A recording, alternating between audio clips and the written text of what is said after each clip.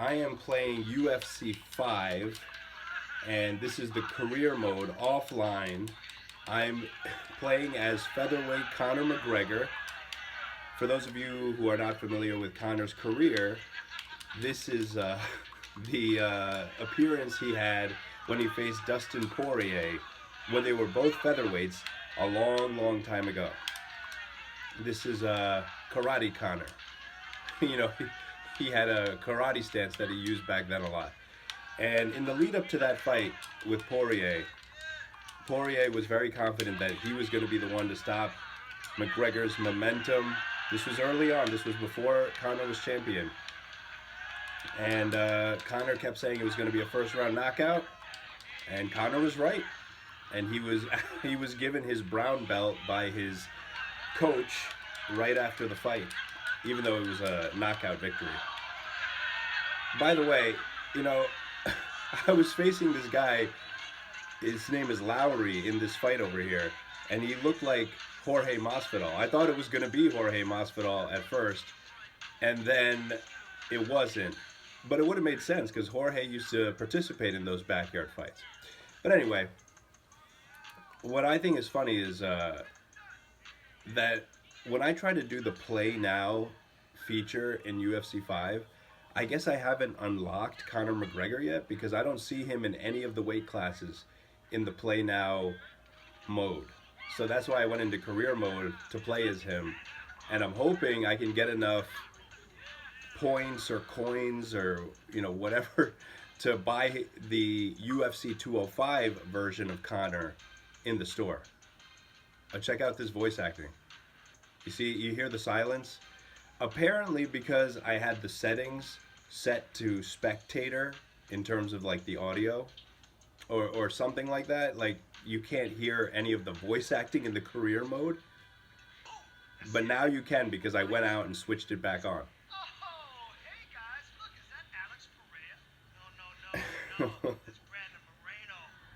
So this is the story here. Like you're basically a beginner fighter in this gym. I believe this is Coach Davis.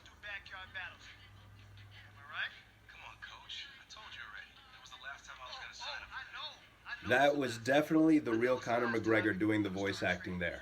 100%. They must have paid him a ton of money to do that. So no matter who you import into the career mode, it could be Conor, it could be Alex Pereira, or anybody. Patty Pimblett, they all have the same voice. I don't know if that's the best choice to do that. They might as well just have him be silent then, because it just makes the whole thing look cheap. I mean, some people paid big bucks for this game. I got it on sale at a huge discount. Okay, so now we're going to do some training at Coach Davis's gym here, which is good because I was looking for a practice mode. I couldn't find one. Maybe it's there. I don't even know about it. But I was going for practice mode where I could just like learn all the buttons and stuff, like a tutorial.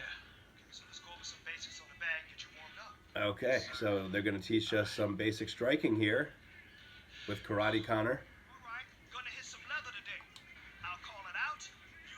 Okay, so there's all these different sparring challenges you have to complete here. Okay, here's basic strikes. Now this is all pretty straightforward, but sometimes while I'm doing this, okay, check this out. Okay, that was an overhand left. Sometimes the button combinations, like I'd be clicking them and not actually getting credit for them, because you see the counter in the lower left hand corner, like for uppercuts.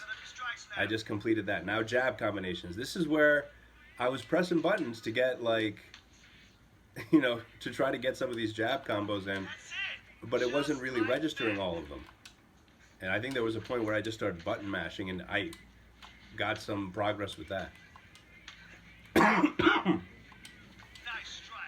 I just think it's funny that UFC 6 just came out.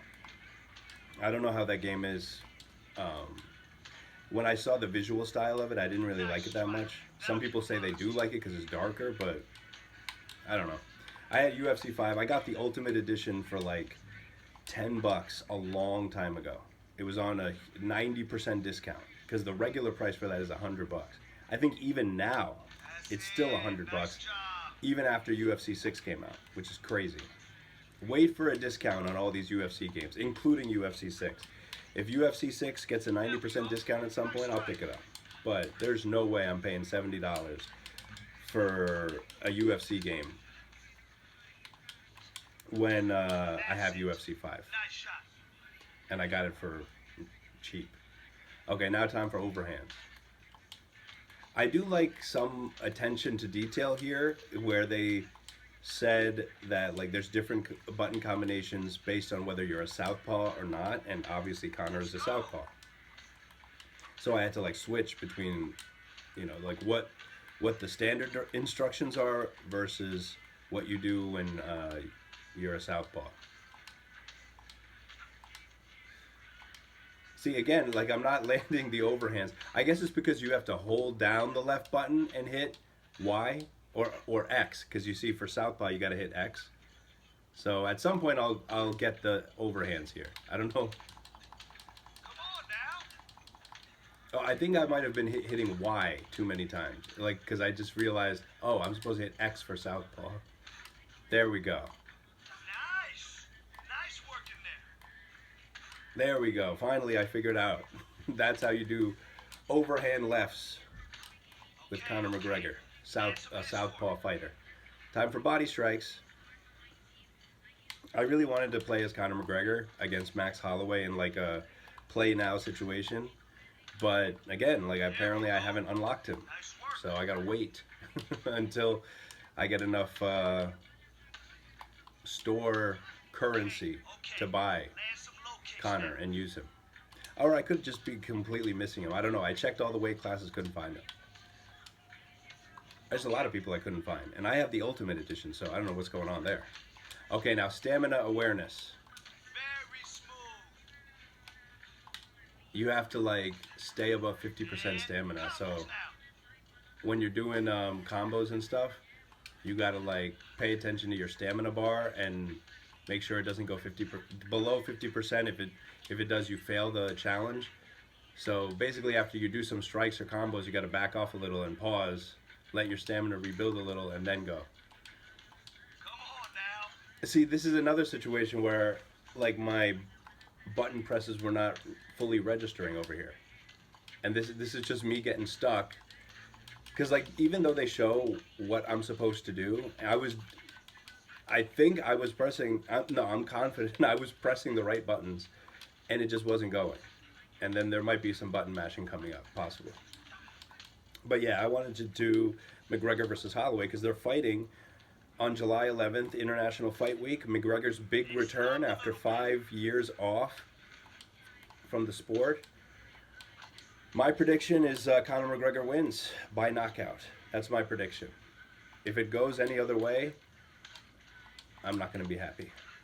I would hate to see Conor get knocked out by Max Holloway, and I would hate to see that fight go to a decision because Conor and Max are strikers, and you know, especially with the power that Conor has. You know, also Max has knocked people out. Conor's obviously known for knocking people out. There better be a knockout coming, and I'm hoping Conor gets the job done.